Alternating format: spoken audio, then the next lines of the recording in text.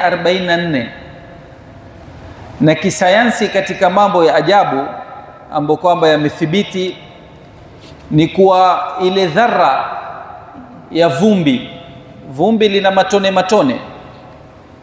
Lile tone moja la vumbi uzito wake kwa wanasayansi ni 44.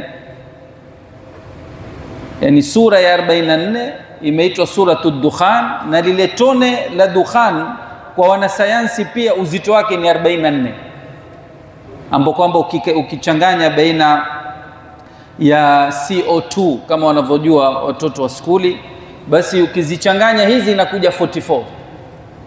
Na la ajabu lingine ni kwa hizi aya ambazo kwamba zilizozungumzia suala kama hili, vilma vake pia ni 44.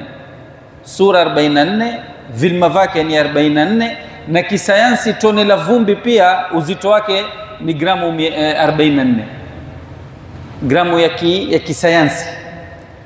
Taban Mola Subhanahu wa Ta'ala jambo kama hili ameliweka kwenye Qur'ani, na Mtume sallallahu alaihi wa alihi wasallam hakuwahi kufanya majaribio kupima, isipokuwa kuonesha maneno ni muujiza yatoka kwa aliyeumba mbingu na ardhi, na ajua vipimo vyake, na mpaka ile tanasuk ya zile aya na sura namna zilivyoingiliana na hali ya usayansi ambayo kwamba inauzungumzia.